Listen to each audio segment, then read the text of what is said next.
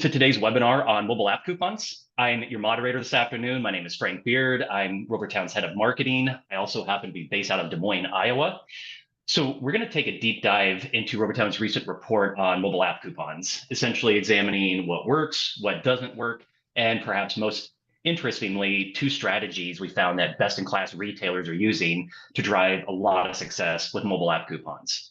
But first, I want to share a couple of housekeeping items. The first thing is both the chat and the Q&A features are enabled. You can see we started kicking off the icebreaker in the chat.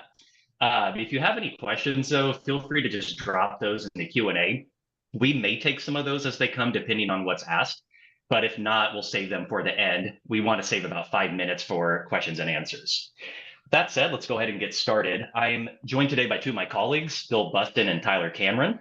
I'll turn it over to them for introductions, and then we'll jump straight into the presentation. So, Bill, if you want to kick us off.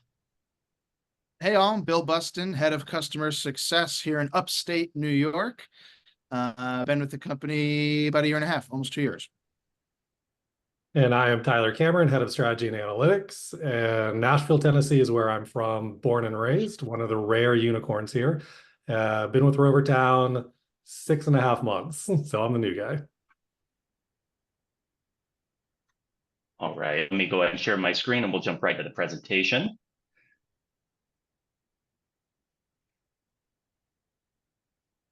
There we go.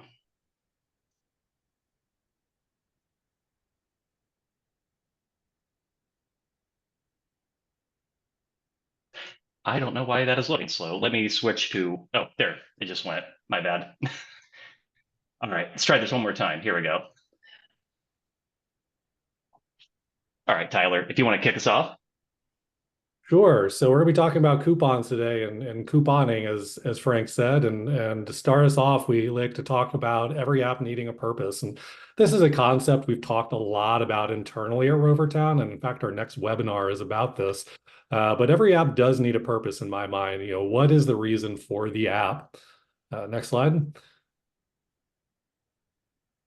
And coupons can be the purpose. You know, there's a lot of different types of apps out there. You can have a loyalty app, you can have a mobile pay app, subscriptions, car wash.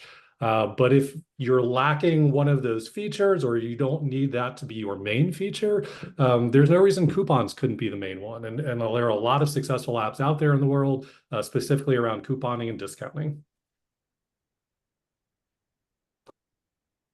Next slide. And one of the main reasons for couponing, and this is a metric I love, I'm a huge metric guy, is that they drive retention. You know, at the end of the day, it's about how do we give value to our customers and pass that value along. And what we found through the data is that even by redeeming just one single coupon, a customer is going to be 18 points more likely to be retained over time. And of course, retention equals sales. So this is a really big deal. You know, for keeping our customers long-term, keeping them happy. So just retention rate, keeping coupons active in your app. You know, I find that kind of fascinating, though, because I've seen several of our customers lately where if you download their app, one of the first things you get is a coupon for like a free fountain drink or, you know, maybe like a free coffee. And it seems like a pretty easy way to just drive in right away, like what the app does for you. And that makes sense, right? Everybody loves getting a discount. And so what a positive feeling when you open up your app for the first time and there's a discount waiting for you. So I highly endorse a welcoming coupon. So next slide, let's jump right into the numbers. So which types of coupons are most effective? There's piles and piles of data here, but what we found from a broad level is the most redeemed coupons were fountain drinks, energy drinks, and candy. Those were the top three. And on the next chart that we're about to see here is the full breakdown across all the categories. And so just to go over the data real quick, so we all are interpreting this graph the same way. We're looking at average redemptions across all retailers. If you're above 100%, you're above average. If you're below 100%, you're below average in the redemption line. And you see a lot of interesting things in my mind. First thing I'll call out is fountain drink is by far the most popular redeemed coupon across all retailers. And it's not even close. They're about double what number two is, energy drinks. But energy drinks, candy, and fountain are there. Coffee, interestingly enough to me, is number 4, and ice cream, I think, is number 9. So some of the top performing ones in my mind aren't necessarily the ones that you see at the top of the graph.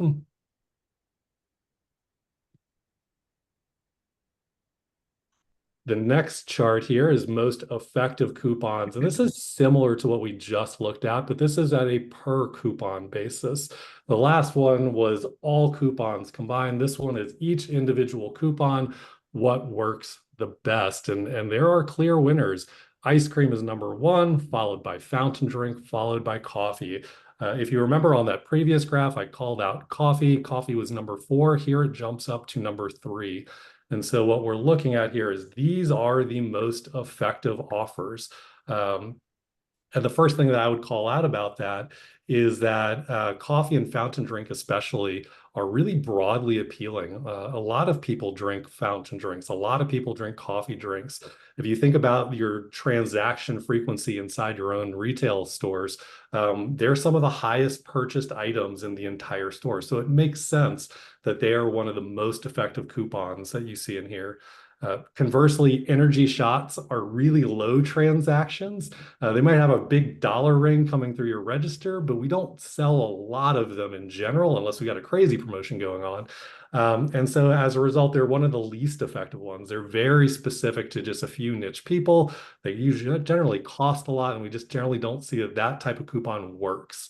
And why I think this is when you're thinking about an app, and why does couponing work on an app?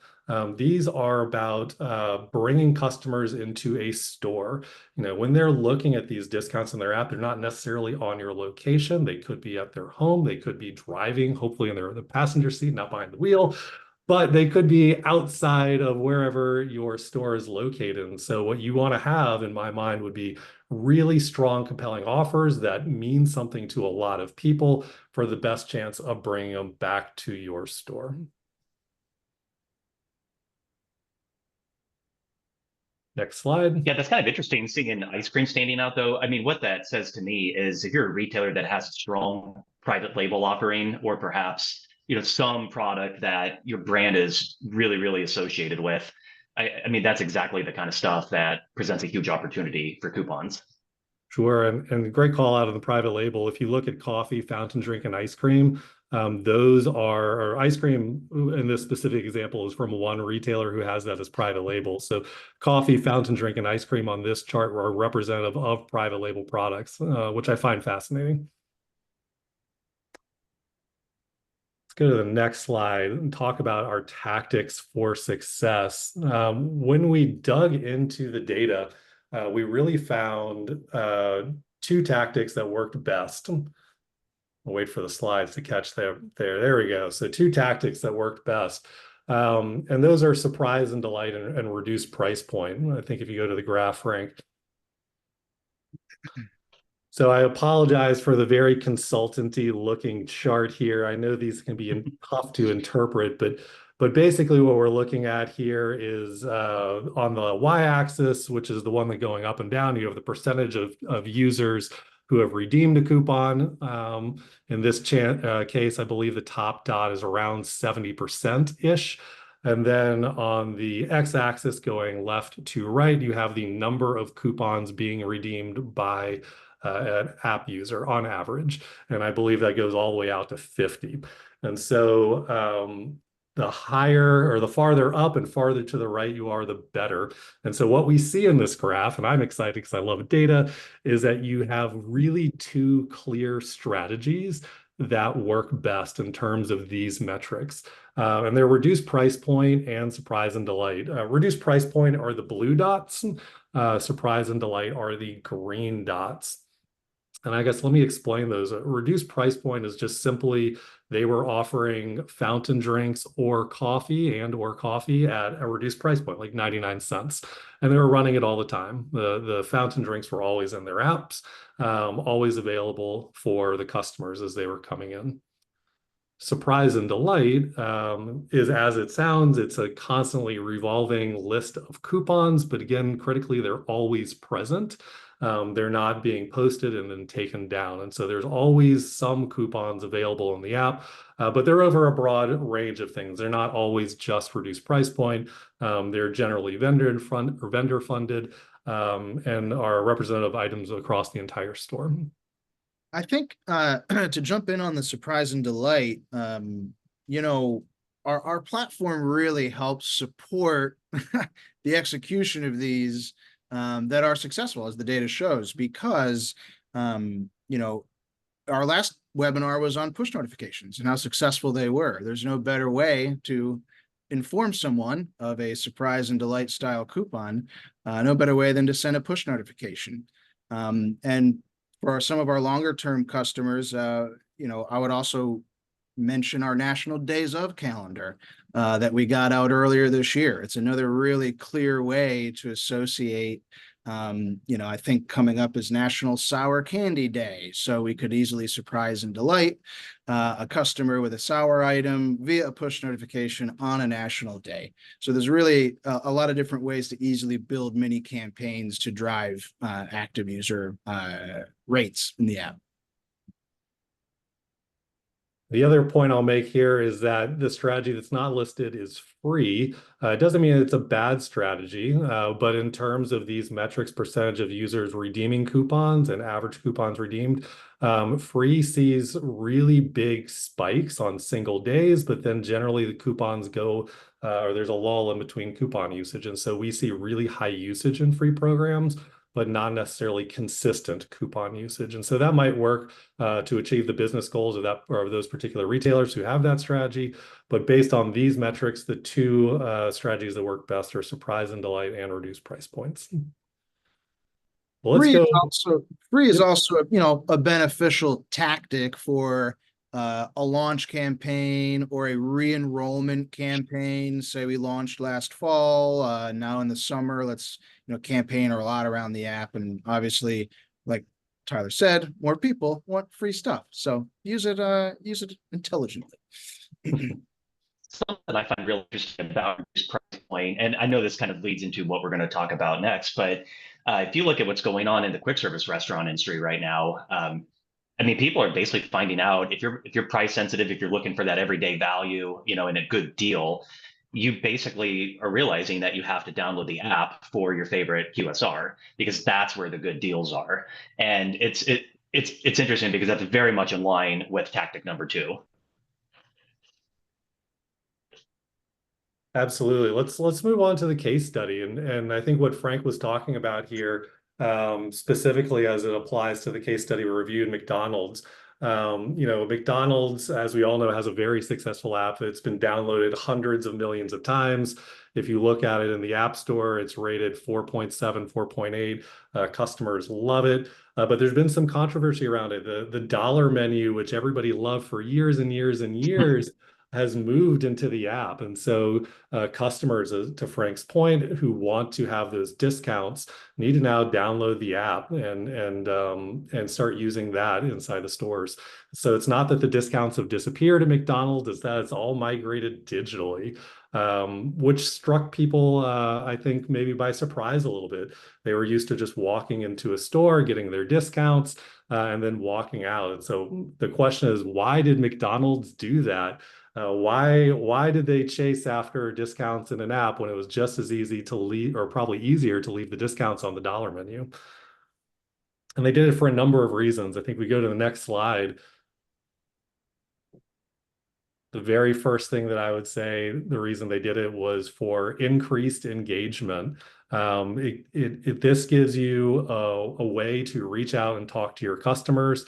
It gives them a reason to go into your app, and they realize this. And if they just had a McDonald's app and they just showed you pictures of their food and nothing else, that wouldn't be a very compelling app. But by putting all the discounts in there, that they know that that's what customers want, and so the customers are then pulled into the app for all the other features and messages they have there.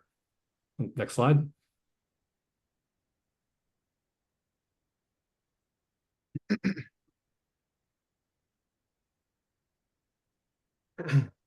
Next reason is cost efficiency, which is just a fancy way of saying they don't have to spend as much. If you have discounts in the app, you can make them targeted to specific people. So instead of just placing your discounts out there on the dollar menu for everybody in the world who just walks in the front door, even if they were willing to pay full price, now you can start using your couponing intelligently and saying this group of people should get this discount, this one maybe not.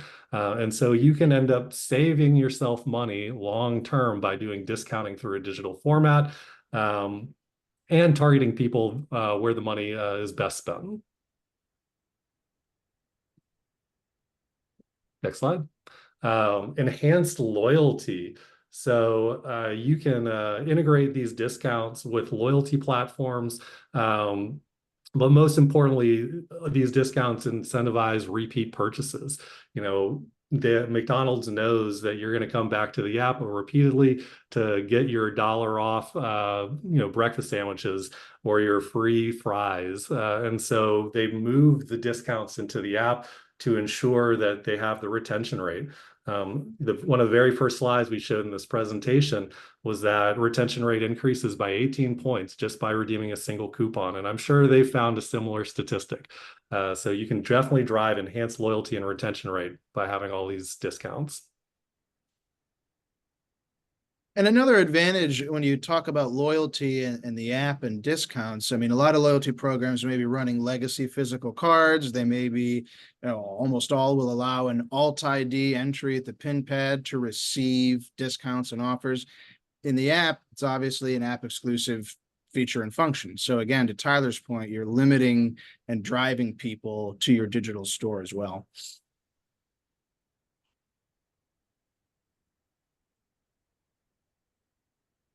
Direct communication. So we can talk directly with our customers who are in the app. This is probably the number one reason.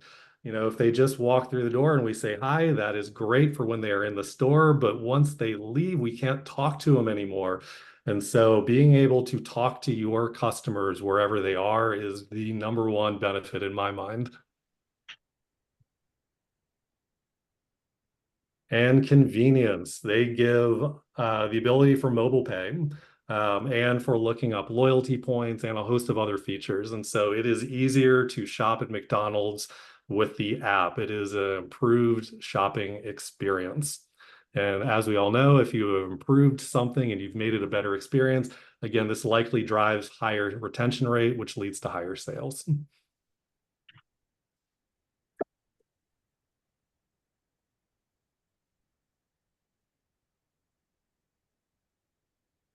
And then the last slide, which is my favorite slide as the data guy, is about data collection.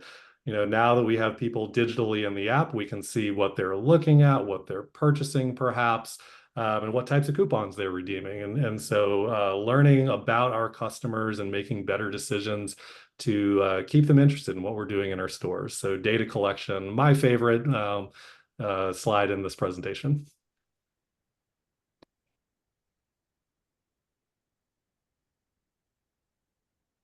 So as we go into our next section, it's really about best practices for launching your coupons.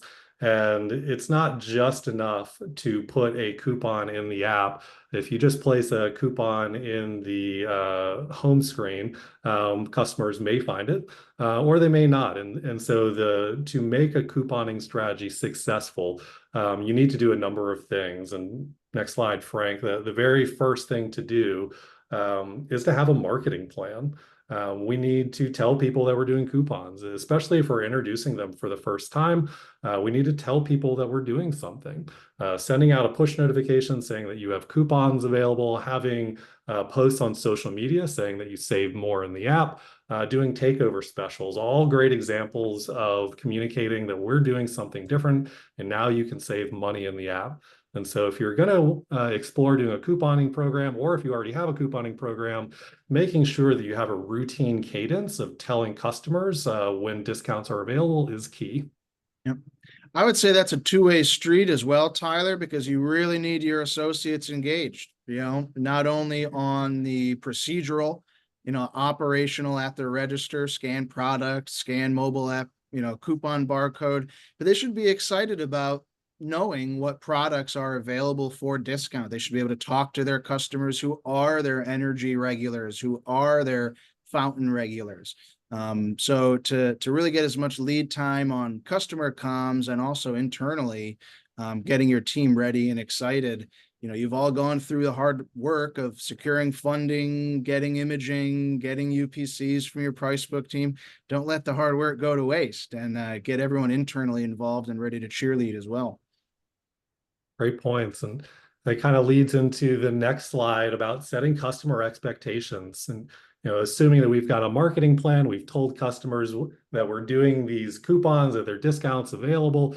The next step in my mind is setting customer expectations. Is this a one-off coupon? Is this something that's always available in the app? Is it only available on Tuesdays?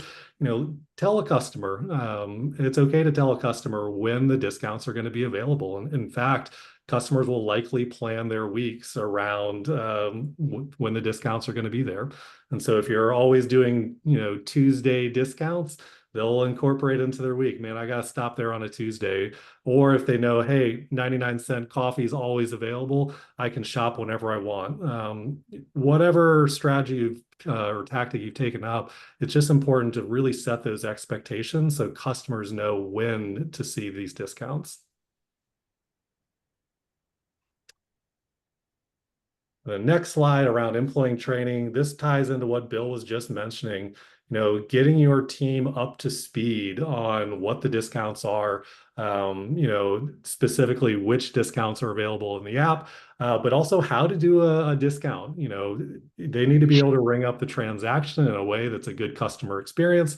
So a short one pager on here's how the transaction works at the cash register is super beneficial, but you could also do discounts for the employees themselves to get them excited about using the app. So making sure your employees understand how the couponing works, as well as what coupons are available, is just a really good way to get buy-in.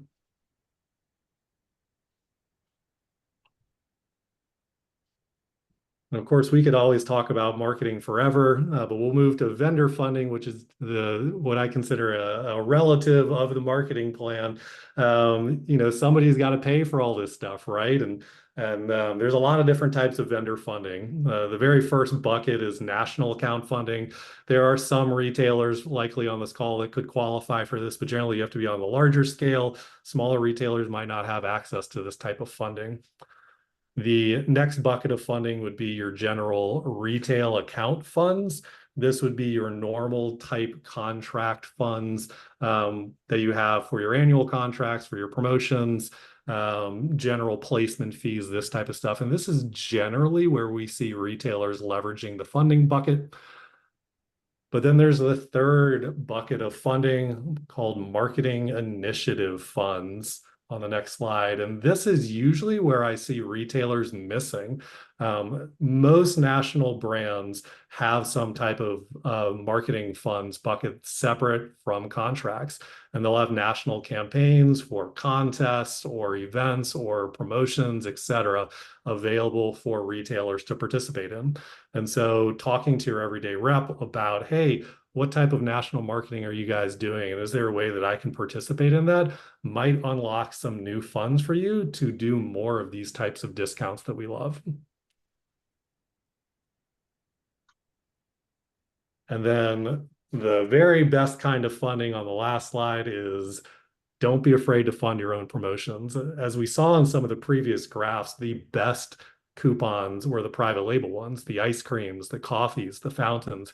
These are your own brands, and these are the most popular redeemed items within the app, and they're your own. And so don't be afraid to fund your own promotions. We see a lot of retailers doing it and seeing very big traffic count lifts as a result.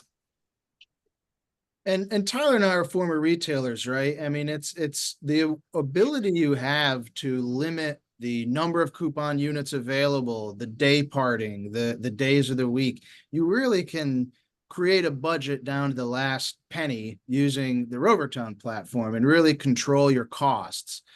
So as a percentage of your monthly or quarterly or annual marketing budget, there is value in staying flexible. Having a funding, an internal source of funding that you can dip into to be flexible, to be nimble, to do cool stuff, to highlight seasonal items, these kind of things.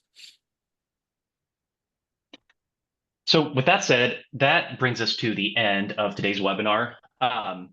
Just want to mention coming up, we are having another webinar next month. I dropped a link to that in the chat if you want to go ahead and sign up early. But essentially, we're sort of taking a look at how every app does need a purpose more specifically, but also maybe why some of them succeed and others fail, even if they do have a purpose. So this one will be a little bit longer, about 45 minutes, but I think you're going to want to be there for that. So definitely make sure to sign up.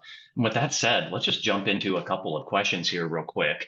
So there's one here in the chat, Tyler and Bill, that says, I'm curious what your thoughts are on, this is from Ben Hoffmeyer, curious what your thoughts are on auto-clipped coupons, where you showed the image of the promo coupon cards with the call out, we've added this to your cart. And he had added, the number one complaint they get is from customers saying that they forget to clip their coupons. What do you guys think about that? Add to card or, clippable coupons in the Rovertown world, somewhat of a new feature past, 6 months or so. But we have not run into a lot of those same feedback reports, only because the placement of where the tappable, scannable UPC appears in the app is totally up to the retailer. Right. So it could live, the coupon itself, after it's clipped, could live on the page where the coupon was clipped. It could live on the home screen in a game environment. It could live in the game page itself.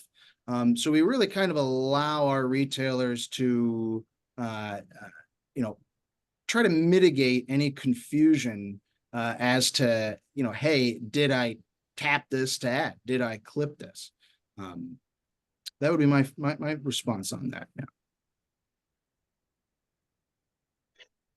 Well, we also have another question here, and actually looking at my notes, there's one thing I meant to mention that I didn't say, which is, and this should go without saying, I think Rovertown customers are fully aware, but we don't sell our customers data. I know we were talking about data earlier, and I just want to, clear the room, make sure that that's known. But getting into next questions.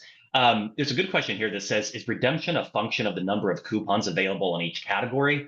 In effect, typically fountain, energy, and coffee are in most apps, whereas maybe some other coupons may not be readily available. What do you guys think about that? Yeah, so great question. So when I was looking at the data, coffee and fountain were only present in about a third of the apps. And so they are most popular not because they are offered most frequently.